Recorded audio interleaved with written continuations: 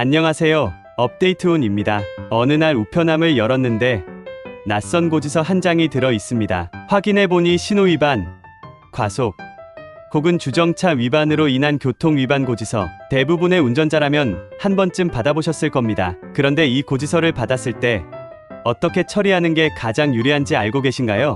대부분의 사람들은 단순히 금액을 보고 이게 더 싸네? 라고 생각하고 결제하지만 사실 선택 하나로 몇만 원이 아니라 몇십만 원을 아낄 수도 있고 오히려 더 손해볼 수도 있습니다. 특히 보험료 할증까지 고려하면 이건 단순한 범칙금 문제가 아니죠. 먼저 우리가 위반 고지서를 받으면 두 가지 선택지가 있습니다. 과태료는 차량 소유주에게 부과되는 금액으로 주로 무인 단속 카메라에 찍혔을 때 부과됩니다. 벌점이 붙지 않는 경우가 많습니다. 반면 범칙금은 경찰이 직접 단속했을 때 운전자 본인에게 부과되며 경우에 따라 벌점이 추가될 수 있습니다. 여기서 중요한 포인트는 많은 사람들이 범칙금이 더 싸다는 이유로 선택하지만 장기적으로 보면 과태료를 선택하는 것이 훨씬 유리하다는 점입니다. 현재 교통법규에서는 일정 횟수 이상 교통법규를 위반하면 자동차 보험료가 인상되도록 되어 있습니다. 신호위반, 속도위반 등 위반 기록이 3회 이상 누적될 경우 보험료가 5% 상승하고 4회 이상이면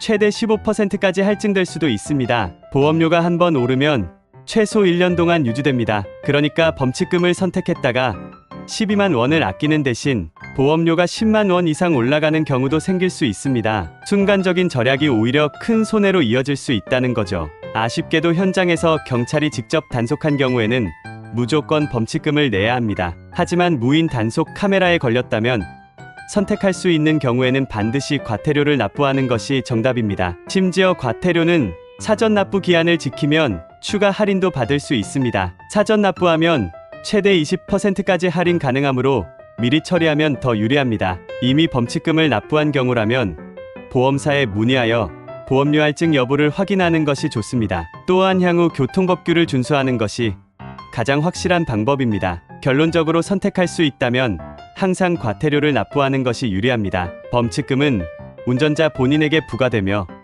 위반 기록으로 인해 보험료가 상승할 위험이 있습니다. 반면 과태료는 차량 기준으로 부과되며 벌점 없이 사전 납부 시 할인도 받을 수 있습니다. 잘못된 선택 하나로 보험료 폭탄을 맞을 수도 있다는 사실, 이 내용을 주변 분들에게도 꼭 알려주세요. 생각보다 모르는 분들이 많습니다. 지금까지 업데이트온이었습니다. 오늘 정보가 도움이 되셨다면 구독과 좋아요 꼭 부탁드릴게요. 앞으로도 변화하는 사회 이슈와 실생활 팁을 빠르게 전해드리겠습니다. 시청해주셔서 감사합니다.